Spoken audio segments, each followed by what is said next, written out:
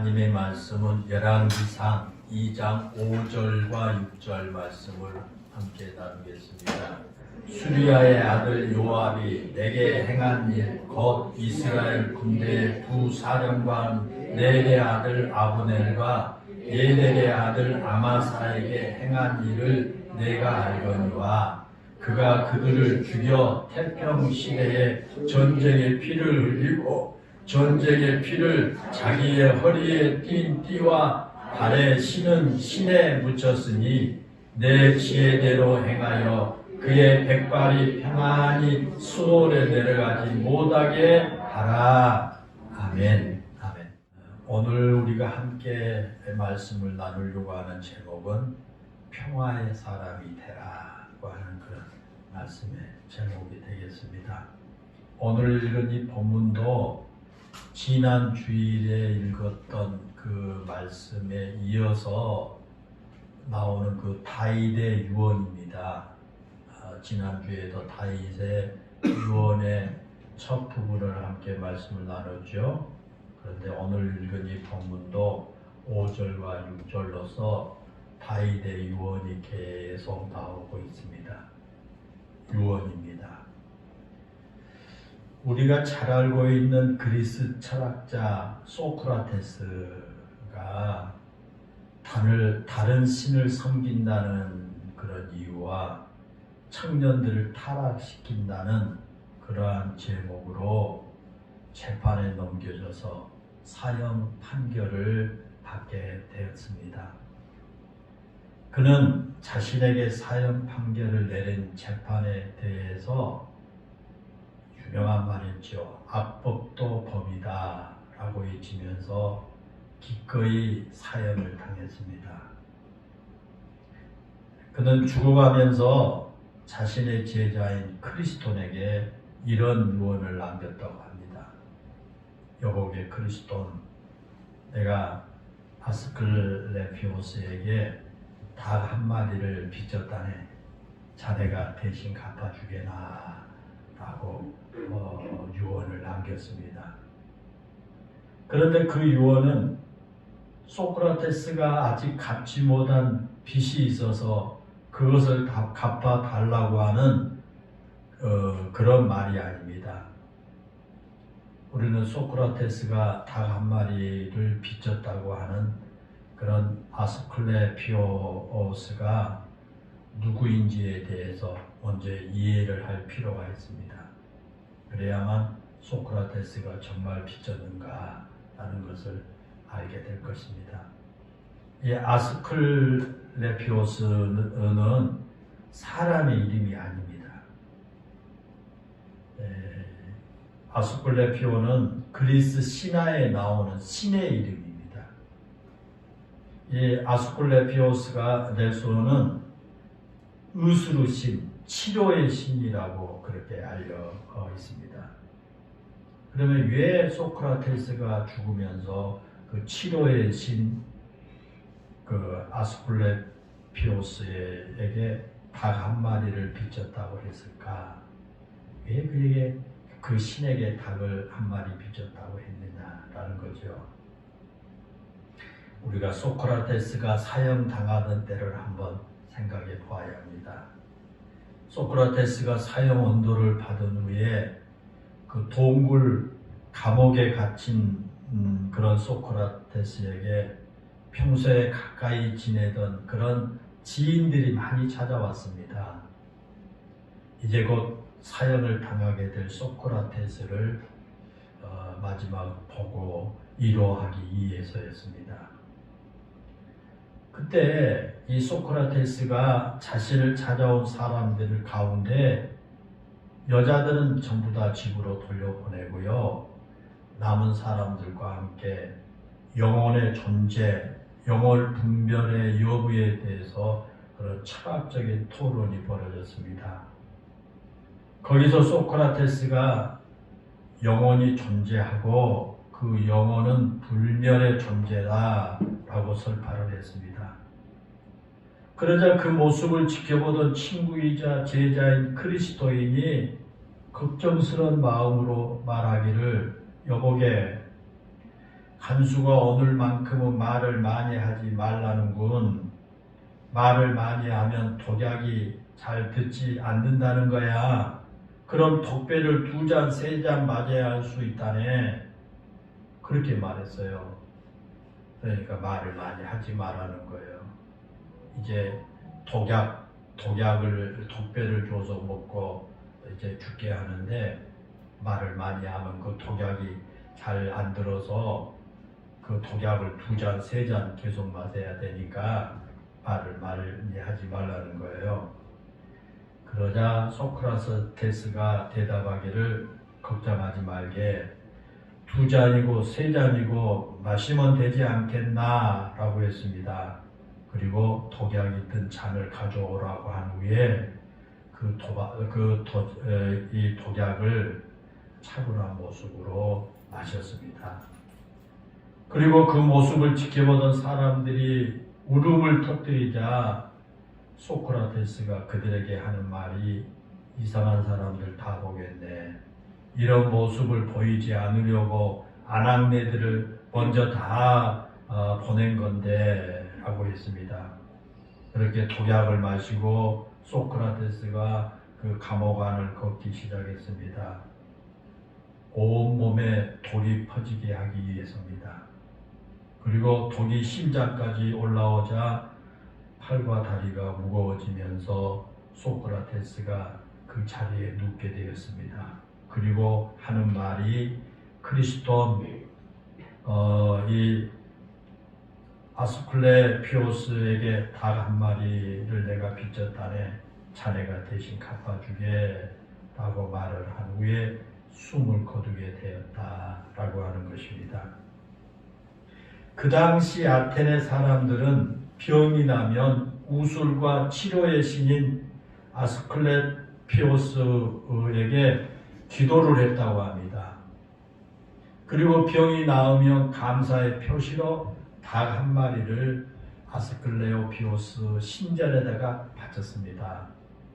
그런데 이 소크라테스가 자신의 병 고침을 받은 것이 아니라 독약을 먹고 죽어가면서 그 아스클레피오스에게 감사의 제물을 바쳐달라고 유언을 한 겁니다. 그것은 그가 독약을 여러 잔 마시지 않고 단 한 잔 마시고 이렇게 죽을 수 있게 된 것에 대한 고맙다라는 뜻으로 한 말이었다고 합니다. 제가 왜 이 이야기를 하냐면, 우리가 소크라테스의 그런 상황을 바르게 이해하지 못하면 소크라테스가 한 말의 뜻이 무엇인가를 잘 알 수가 없다는 겁니다. 닭 한 마리 빚졌으니 갚아달라고 하는 소크라테스의 유언을 잘못 이해하면 마치 소크라테스가 죽기 전에 어떤 사람에게 빚진 것을 갚지 못해서 자기 제자에게 그 빚 갚아달라고 한 것처럼 이해할 수가 있다는 것입니다. 그런데 사실은 그것이 아니었습니다. 때문에 우리는 그때 그 상황을 바로 잘 이해해야 된다라는 거죠. 오늘 본문에 나온 다윗의 유언도 우리가 그 상황을 잘 이해하지 못하면 왜 다윗이 저런 유언을 했지? 라고 의심을 하게 됩니다. 다윗이 그 유언을 한 배경을 이해하지 못하면 우리가 다윗에 대해서 이상하다, 저런 유언을 왜 해야 할까, 그렇게 생각하게 됩니다. 잘 들어보세요. 오늘 본문에 보면 다윗이 너는 요압을 죽여라. 비록 요압이 나이가 많아 백발이 성성하여 곧 죽을 것이지만 그가 그렇게 평안하게 죽도록 내버려 두지 말고 반드시 죽여라 라고 하는 유언을 솔로몬에게 합니다. 여러분, 솔로몬에게 요압을 죽이라고 했는데 그 요압이 누굽니까? 요압은 다윗이 이스라엘의 왕이 되는데 1등 공시를 한 사람이에요. 다윗이 왕 되는데 1등 공시를 한 사람이 바로 그 요압입니다. 뿐만 아니라 다윗이 왕으로 있던 40년 동안 다윗 곁에서 도왔던 그런 사람이에요. 40년 동안 다윗을 지키면서 도왔던 사람이 바로 요압입니다. 그리고 이 요압은 다윗의 조카예요. 다윗의 이복 누이인 아비가엘의 아들이었기 때문에 그 다윗의 조카가 됩니다. 그런데 그 요압이 언제부터 다윗의 곁에서 있는지는 정확하게 우리가 알 수 없지만 다윗이 유다 지파의 왕으로 이스라엘 왕인 이스보데서 군대와 전투할 때부터 그 요압이 등장하게 됩니다. 그때 요압이 다윗의 군대 장관이었어요. 오늘날로 말하면 합참의장주 되는 그런 자리입니다. 그 전투, 즉 기브온 전투에서 군대 장관 요압이 이끈 다윗의 군대가 큰 승리를 거두고 난 이후에 다윗의 세력이 점점 더 강해져 갔습니다. 그 이후 다윗이 어려움을 당할 때마다 요압이 언제나 큰 공을 세웠어요. 다윗을 도왔습니다. 그리고 요압이 나서는 전투에서 언제나 다윗이 승리해서 공을 세운 거예요. 전쟁에 나가기만 하면 다윗에게 승리를 안겨다 주었습니다. 그래서 다윗이 요압을 많이 의지했고요. 또한 다윗이 그 요압을 무척 신뢰했습니다. 한 번은 다윗이 우리아의 아내 밧세바와 범죄한 이후에 밧세바의 남편인 우리아를 죽이겠다는 그런 생각을 다윗이 가고요. 요압에게 우리아를 전쟁터에 보내가지고 죽게 하라고 하는 편지를 써서 요압에게 보냈어요. 그러자 요압이 다윗의 그 편지를 받고 나서 이유를 따지지도 않고 다윗이 말한 대로 우리아를 죽게 만들었어요. 그리고 다윗의 그 아들 압살롬의 반역으로 인해서 다윗이 피난을 갈 때도 요압이 다윗의 곁에서 다윗과 함께 했고요. 반역자인 압살롬을 죽이면서 그 반역을 진압한 사람이 바로 요압이에요. 그리고 다윗의 통치 말년에는 다윗이 요압에게 인구 조사를 하라고 명령을 합니다. 그런데 요압이 그것은 하나님이 기뻐하시는 일이 아니라고 하면서 다윗 왕에게 그 명령을 철회해 줄 것을 강력하게 요청하기도 했습니다. 물론 그럼에도 불구하고 다윗이 밀어붙여서 인구 조사를 하기는 했지만 요압이 그와 같이 때로는 다윗이 잘못한 결정을 내릴 때는요, 다윗에게 충고를 해줄 정도로 다윗에게 도움을 주는 사람이었다라는 거예요. 그런데 오늘 본문에 보면 다윗이 솔로몬에게 그런 요압을 죽이라고 유언을 합니다. 이해가 됩니까?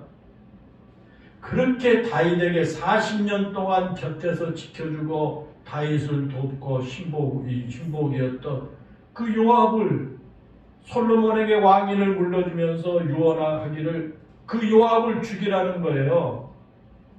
그리고 나서 요압을 죽여야 할 이유에 대해서 말을 합니다.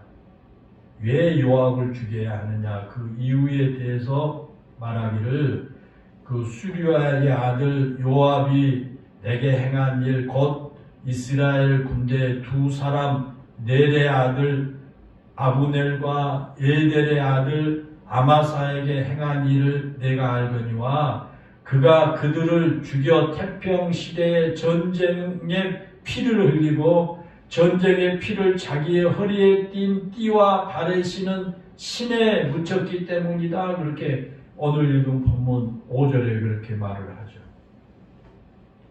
한마디로 말하면 요압 때문에 평화가 만들어 평화 시대를 누릴 수 있는 기회를 놓쳐버리고 말았다는 거예요. 요압 때문에 평화의 시대를 만들어서 평화를 누려야 될 그 기회를 놓쳐버렸다.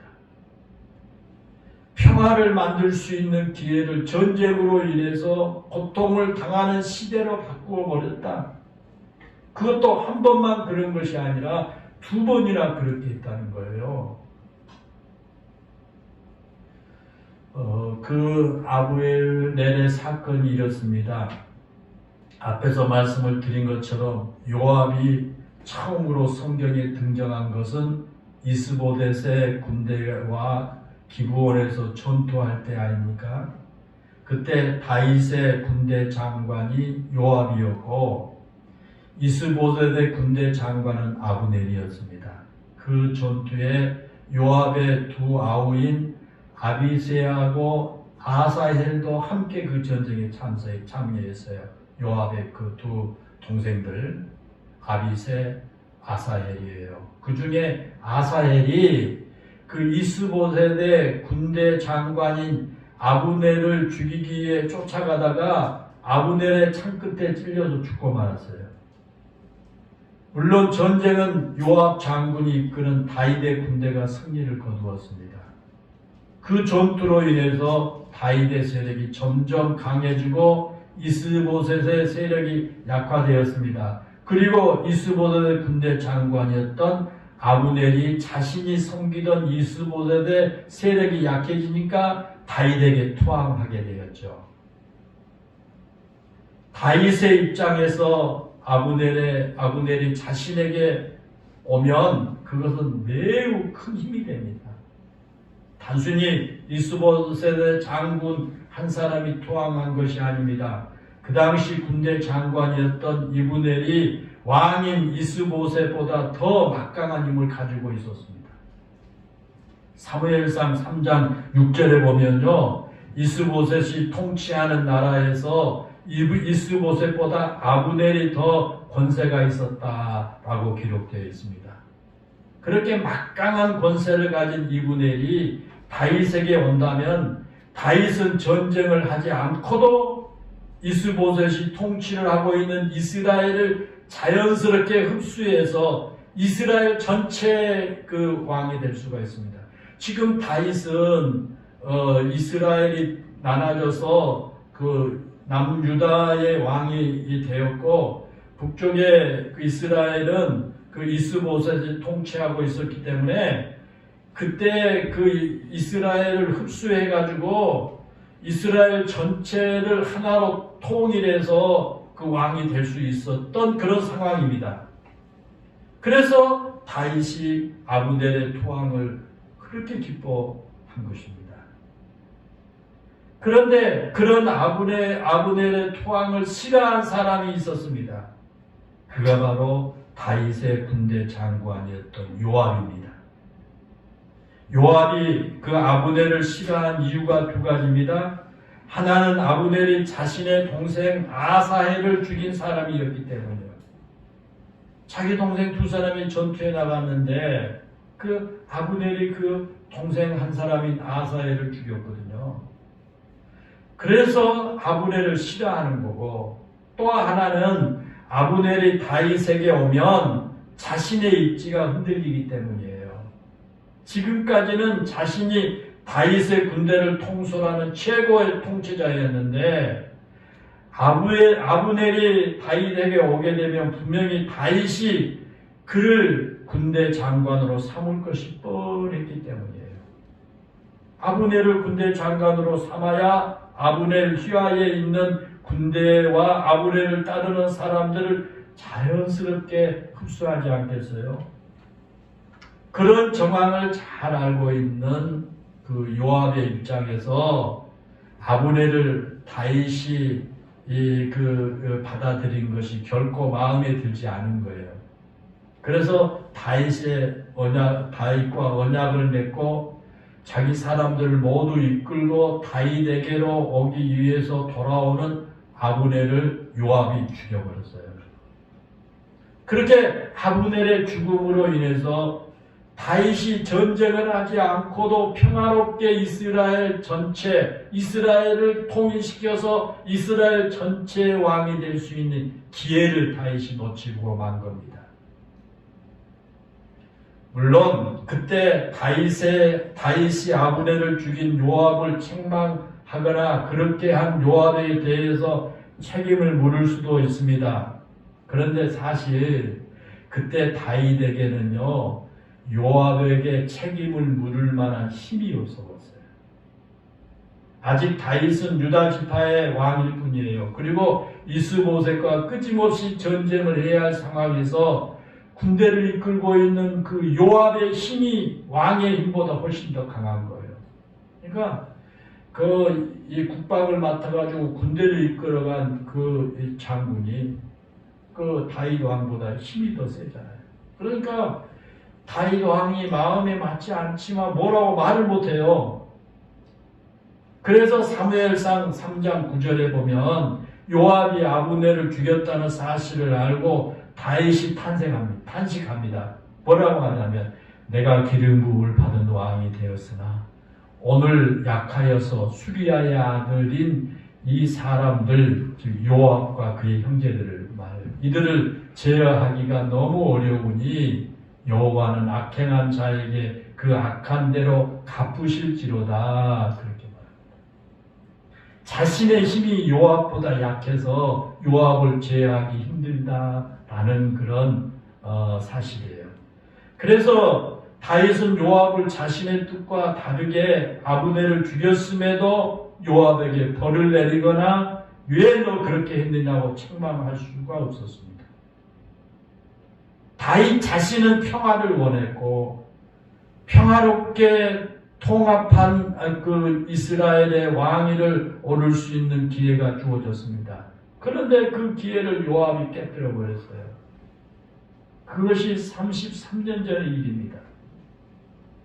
그런데도 다윗이 그때의 기억을 회상하면서 그때 자신이 힘이 약해서 벌을 내리지 못한 것에 대해서 자기 아들 솔로몬에게 대신 벌을 내려주라고 유언을 한 거예요. 이제 솔로몬에게 왕위를 물려주면서 나이가 많아서 이제 죽을 때가 가까우니까 아들 솔로몬에게 왕위를 물려주면서 33년 전에 있었던 그 기억을 회상하면서 그 요압에게 벌을 주어라. 그렇게 유언을 한 거예요. 아마사의 일도 비슷합니다. 아마사는 다윗의 아들 압살롬이 다윗을 반역했을 때 그때 다윗을 따르지 않고 아들 압살롬을 따랐어요. 아마사가.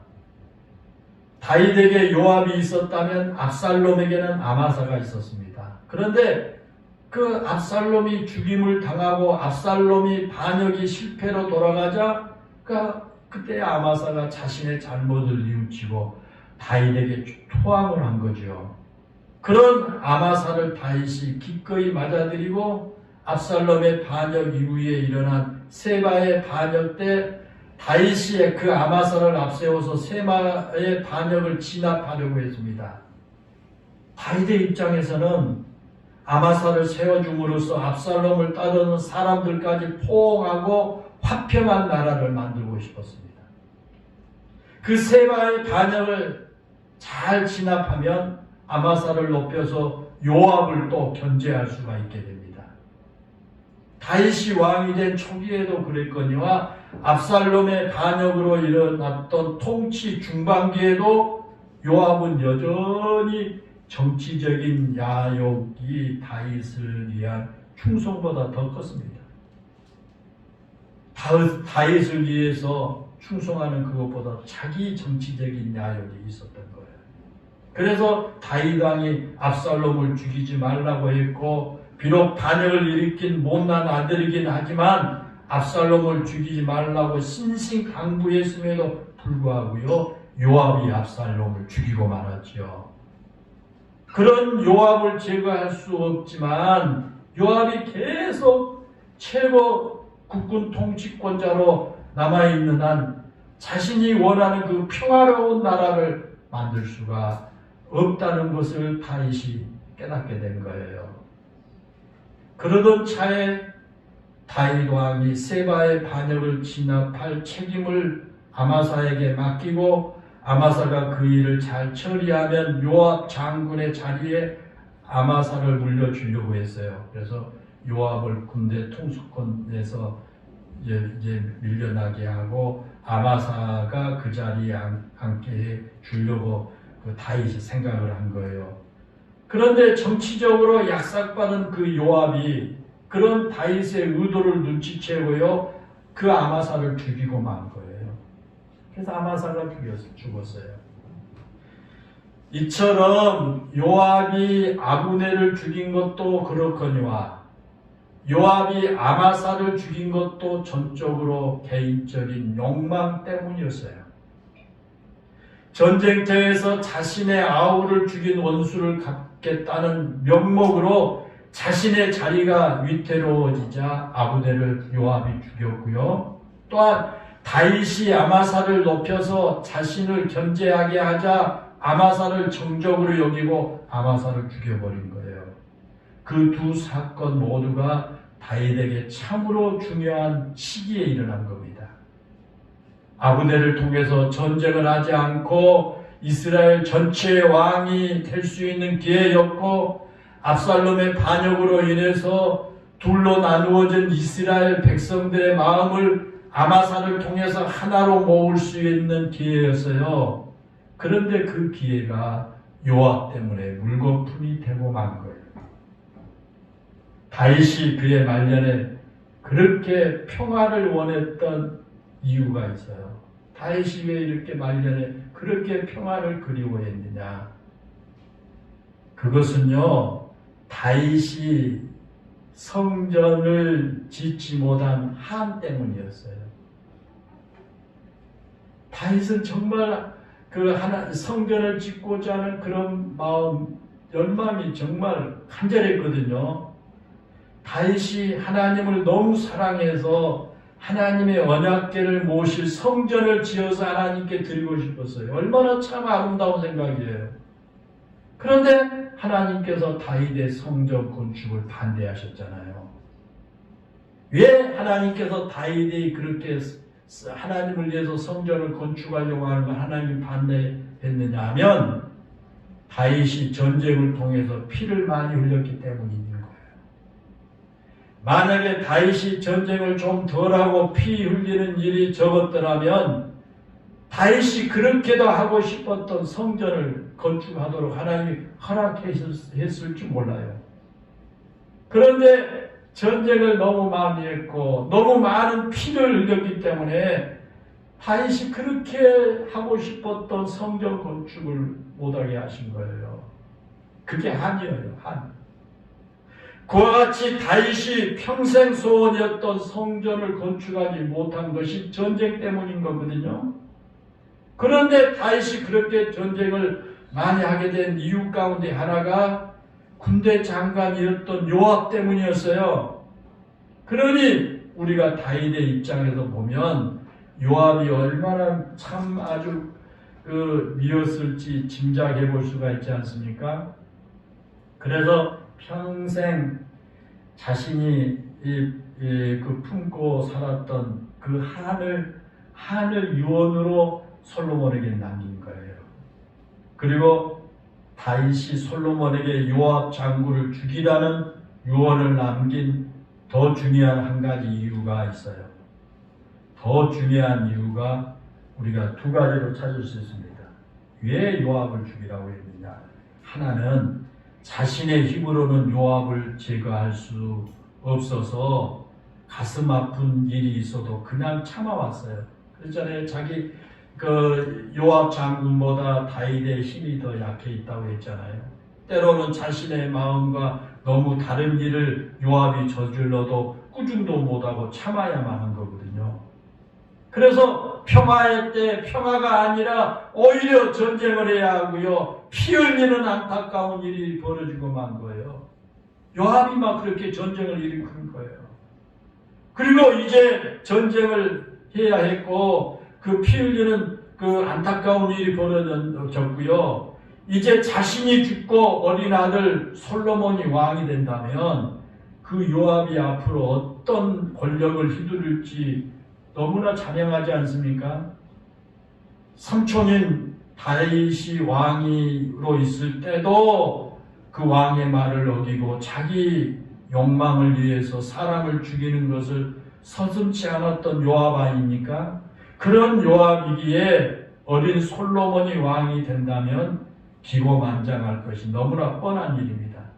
다윗의 입장에서 아들 솔로몬이 왕이 되어서 그의 이름처럼 평화로운 나라를 통치하기 위해서는 요압이 당연히 제거돼야 됩니다.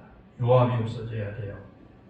그리고 그런 기회가 주어졌습니다. 그런 요압이 솔로몬 대신 아도니아를 왕으로 추대하려고 한 거예요. 이제 요압이 솔로몬 제거하고요,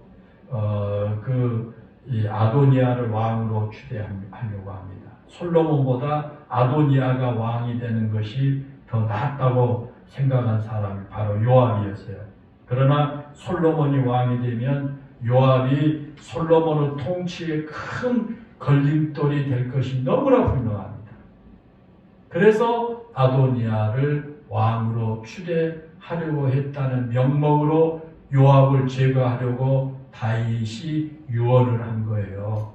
그래야 솔로몬이 나라를 다스릴 때 어려움이 없기 때문에 그렇게 한 거예요.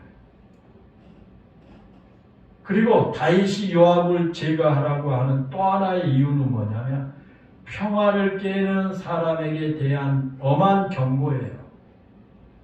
평화를 깨는 자에게는 이런 일이 있게 된다. 평화를 깨는 사람에 대한 경고예요. 하나님이 원하신 건 전쟁이 아니에요. 하나님이 이 땅의 평화를 원하신 거예요. 모두가 하나님께서 주신 평화를 누리며 살기를 원해요. 이 세상 사람들이 우리 모두가 서로 싸우지 아니하고 전쟁하지 아니하고 평화를 누리며 살기를 원하신 것이 하나님의 뜻이에요. 바람이에요. 그런데 우리 인간은 그렇습니까?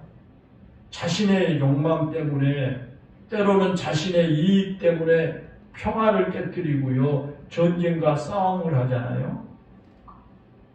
요압처럼. 그것은 옛날이나 오늘이나 마찬가지예요. 특별히 권력을 가진 사람들 가운데요. 자신이 가지고 있는 권력을 이용해서 평화보다는 자신의 이익을 손에 쥐기 위해서 평화를 깨는 경우가 얼마나 많습니까? 솔로몬에게도 그럴 수가 있었습니다. 솔로몬이 왕이 되면 그 주변에 권력을 가진 사람들이 생겨나게 될 것이고 그들 가운데 잘못된 생각으로 평화를 깨뜨리려고 하는 사람들이 있을 것이라는 거예요. 그래서 다윗이 솔로몬에게 요압을 제거하라 그렇게 유언을 하면서 그가 평화의 시대에 평화를 깨고 피를 흘렸기 때문이다 그렇게 말합니다. 이 말은 평화를 깨는 사람에게는 분명한 징벌이 주어진다라고 하는 사실을 규지시킨 거예요. 그렇게 함으로써 솔로몬이 왕으로 통치할 때도 막강한 권력을 휘둘렀던 요압을 제거한 것처럼 누구든지 평화를 깨는 사람이 있으면 제거될 것이다 라고 하는 사실을 공포한 거예요. 사랑하는 여러분, 그렇습니다. 하나님은 평화를 원하십니다. 하나님께서 만드신 아름다운 세상이 평화로운 세상이 되기를 하나님 원하십니다. 이 땅에 오신 예수님께서 평화의 왕으로 오셨지 않습니까? 그리고 예수님이 십자가의 죽으심으로 우리에게 평화를 얻게 하시지 않았습니까?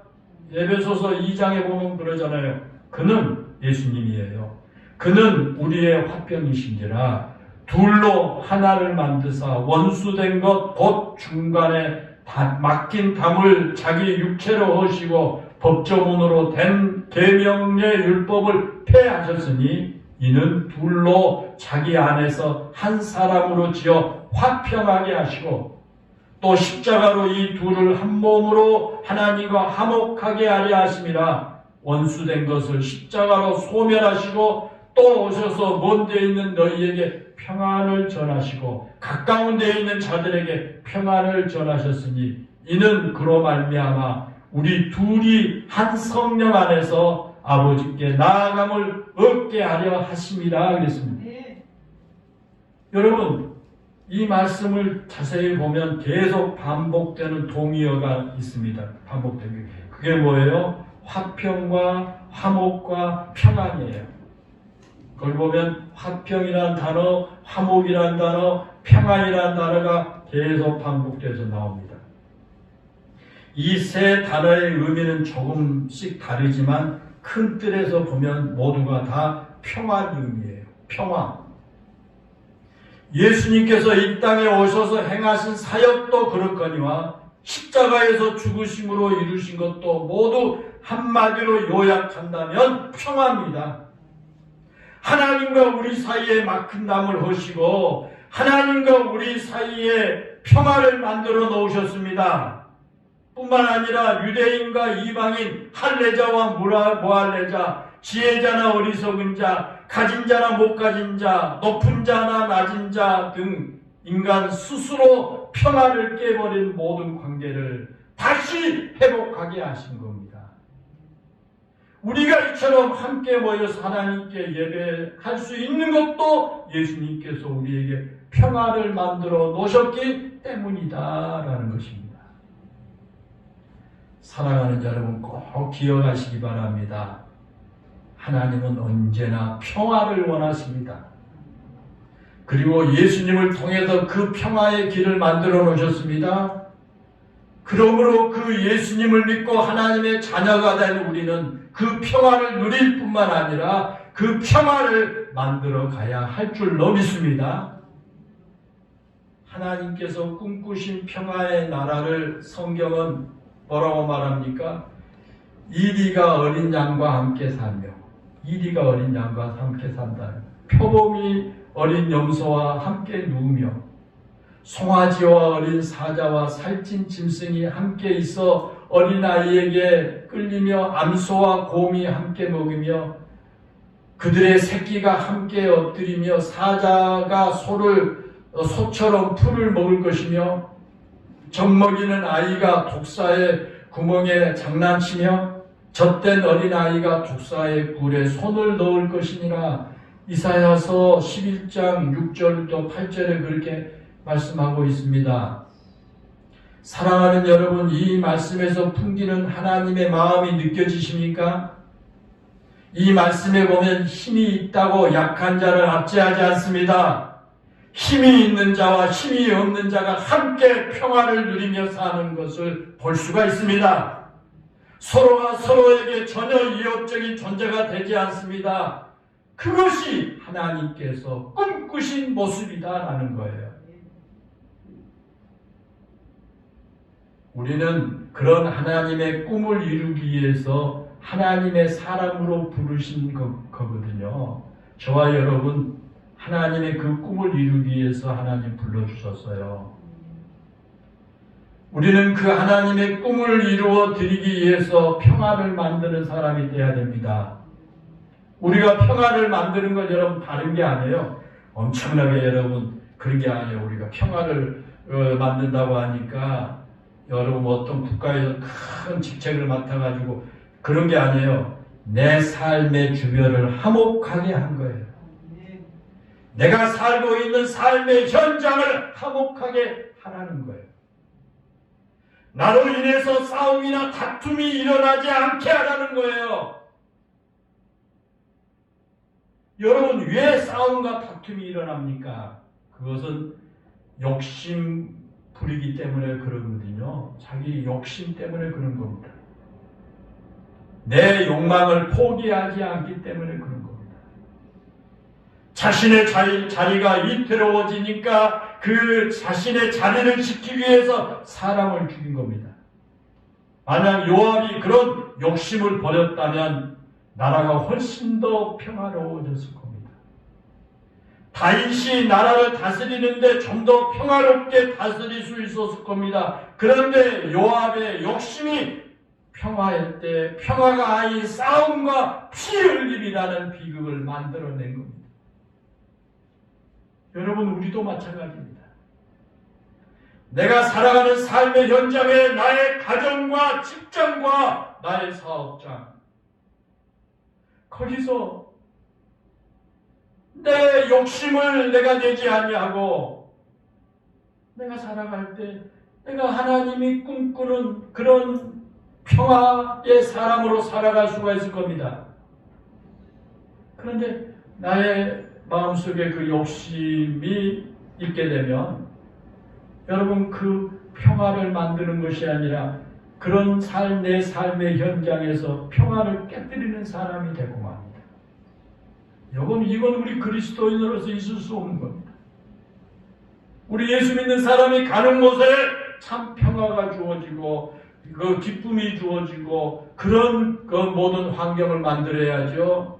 예수 믿는다는 사람이 가는 곳에 그냥 마음속에 욕심이 가득해가지고 평안한 그 가정과 평안한 그런 모든 나의 그 삶의 현장을 깨뜨리는 그런 사람이 되어서는 안 된다라는 거예요. 사랑하는 성도 여러분, 우리 모두는 하나님의 백성입니다. 우리 모두는 예수님의 제자들입니다. 하나님의 백성답게 살아야 합니다. 하나님의 백성답게 하나님께서 꿈꾸시는 나라를 만들어 갈 수 있기를 바랍니다. 여러분을 통해서 이 땅에 평화가 깃들게 하시기를 바랍니다. 여러분을 통해서 여러분의 가정의 평화가 깃들게 하시고 여러분의 삶의 현장, 직장과 사업장의 평화가 깃들게 하시기를 바랍니다. 예수님의 제자답게 사십시다. 예수님의 제자답게 내가 조금 더 손해보고 내가 조금 더 양보하면서 내가 있는 그 자리가 평화의 자리가 되게 하시기를 바랍니다. 다윗이 그렇게 간절하게 바랐던 평화의 나라, 하나님께서 그토록 바라셨던 그 평화를 우리 영일교회 성도들 모두가 만들어 갈 수 있기를 바랍니다. 우리 성도들 모두는 그런 사람으로 부르심을 받은 사람들이기 때문입니다. 기도하겠습니다. 은혜로우신 하나님, 오늘 우리에게 하나님이 주시는 말씀은 하나님의 부르심을 받아 하나님의 백성이요 예수님의 제자가 된 우리들이 하나님의 백성답게 주님의 제자답게 살아갈 것을 말씀한 줄로 믿습니다. 그 가운데 가장 우리에게 중요한 것은 하나님의 백성답게 하나님께서 꿈꾸는 그런 나라를 만들어 가는데 우리 모든 성도들이 도구로 쓰임 받기를 원합니다. 은혜로우신 아버지 하나님, 우리 영일교회 모든 성도들이 이 땅에 평화를 깃들게 하는 그런 우리 성도들 되게 하시고 예수님의 제자답게 내가 조금 손해보고 내가 조금 더 양보하면서 내가 있는 그 자리, 가정과 회사와 내 삶의 현장에서 평화를 만드는 그런 자리가 되게 해 주옵소서. 그래서 하나님을 기쁘게 누리고 하나님의 뜻을 이루어 드리는 참된 우리 성도들의 삶이 되게 해 주옵소서. 예수님의 이름으로 기도하옵나이다. 아멘.